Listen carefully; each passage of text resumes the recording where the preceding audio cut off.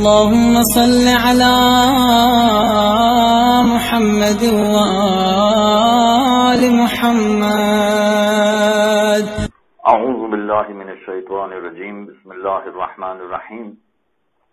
جہاں انسان کو کچھ ایسی بیماریاں لاحق ہو جاتی ہیں کہ اس کی زندگی ذرا دشوار ہو جاتی ہے، وہاں ایک مسئلہ یہ بھی ہوتا ہے کہ بیماری کی وجہ سے نماز پڑھنا اس کے لیے دشوار ہو جاتا ہے.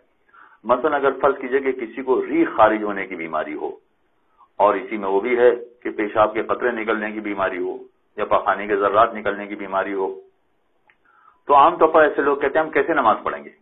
اس لیے کہ ریح خارج ہونے کی بیماری ایسی ہے کہ ابھی ہم 2 رکعت مکمل نہیں کر پاتے کہ وضو ٹوٹ جاتا ہے ہمارا، ریح خارج ہو جاتی ہے.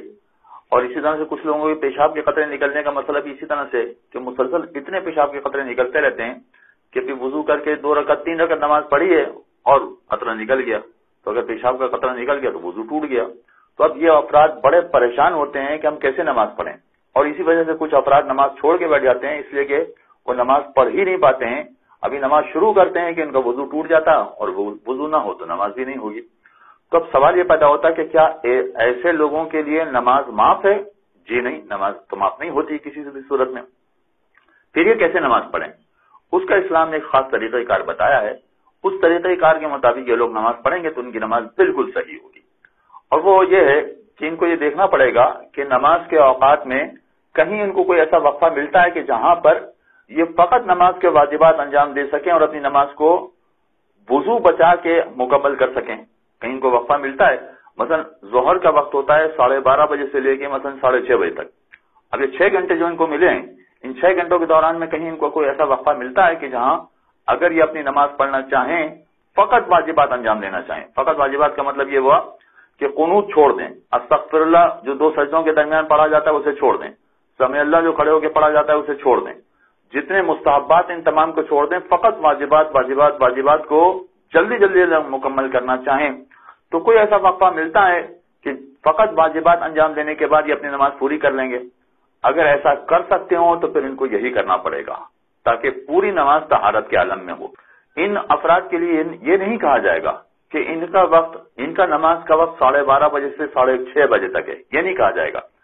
ان کے لیے یہ کہا جائے گا کہ جو وقفہ ان کو ملا ہے، مثلا ان کو 4 بجے وقفہ ملا ہے تو ان کی نماز کا وقت وہی 4 بجے والا ہے.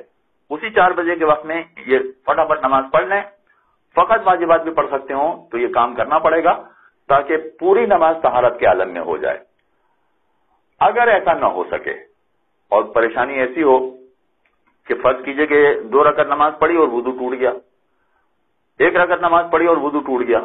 بسا اوقات تو ایسا ہوتا ہے کہ ابھی آ کر اللہ اکبر کہا ہے، بسم اللہ نماز کے لیے کہا اور وضو ٹوٹ گیا. اور کبھی کبھار تو ایسا ہوتا ہے کہ وضو کر کے ابھی مصلی تک پہنچے نہیں ہے کہ وضو ٹوٹ گیا، بلکہ وضو کرتے کرتے کئی مرتبہ وضو ٹوٹ گیا. تو اب سوال یہ پیدا ہوتا ہے کہ یہ کس طرح سے نماز پڑھیں گے؟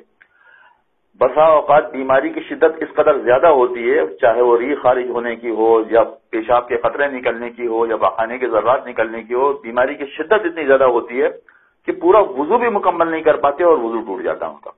تو ایسے افراد کے لیے اسلام نے وضو کا طریقہ کار بلکہ نماز کا طریقہ کار یہ بتایا ہے کہ یہ وضو کرنے کے لیے جائیں، چاہے وضو کرتے کرتے ان کا وضو ٹوٹ جائے یا نماز شروع کرنے کے بعد ان کا وضو ٹوٹ جائے یا 2 رکعت مکمل کرنے، نماز کی 2 رکعتیں مکمل کر لی ہیں، اس دوران ان کا وضو ٹوٹ جائے.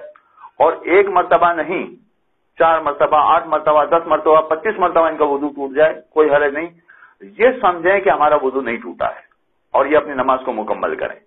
یہ ان لوگوں کو سہولت دی گئی ہے کہ جن کا وضو بار بار ٹوٹ جاتا ہے، یہ اپنا وضو روک ہی نہیں سکتے، چاہے ریح کی وجہ سے ہو، ریح خارج ہونے کی وجہ سے ہو یا پیشاب کا قطرہ نکلنے کی وجہ سے ہو، کسی طرح سے اپنا وضو روک ہی نہیں پاتے.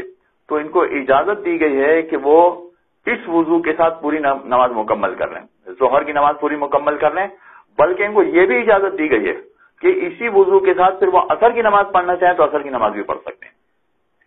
تو یہ وضو جو بار بار بظاہر ٹوٹ رہا ہے پیشاب کا قطرہ نکلنے کی وجہ سے یا ریح خارج ہونے کی وجہ سے بظاہر ٹوٹ رہا ہے، مگر اسلام نے کہا کہ نہیں، تمہارا وضو باقی ہے، تم اسی وضو کے ساتھ نماز پڑھو، نہ صرف ایک نماز پڑھو بلکہ باقی والی دوسری والی نمازیں بھی پڑھو، تو کوئی قباحت نہیں. ان کا وضو ان وجوہات کی وجہ سے، اس بیماری کی وجہ سے نہیں ٹوٹے گا. اگر کوئی ایسا کام ہوا کہ جو وضو کو توڑ دیتا ہے تو ان کا وضو ٹوٹ جائے گا. مثلا کسی کو پیشاب کا قطرہ نکلنے کی بیماری ہے تو اس کو اجازت ہے کہ اسی ایک وضو میں نماز پڑھ لے, لیکن فرض کیجئے کہ اس کو روئی خارج ہو گئی تو پھر اس کا وضو ٹوٹ جائے گا, اس سے کہ اس کی وہ بیماری اس کو نہیں ہے. یا الٹا مسئلہ کہ کسی کو ری خارج ہونے کی بیماری ہو اور اتفاق سے پیشاب کا قطرہ نکل جائے تو ری خارج ہونے تک تو اس کا وضو نہیں ٹوٹا, مگر جیسے ہی پیشاب کا قطرہ نکلے گا اس کا وضو ٹوٹ جائے گا. چنانچہ ان کو بھی نماز پڑھنی ہے, طریقہ کار یہ ہوگا. مزید اگر تفصیلات جاننا چاہیں تو آپ اپنے علاقے کے علماء سے معلوم کر سکتے ہیں اور مجھ سے بھی رابطہ کر سکتے ہیں. انشاءاللہ جو جتنا ممکن ہو سکا آپ کو جواب دیں گے. وصلی اللہ علی محمد وآلہ الطاہرین. اللهم صل على محمد وآل محمد.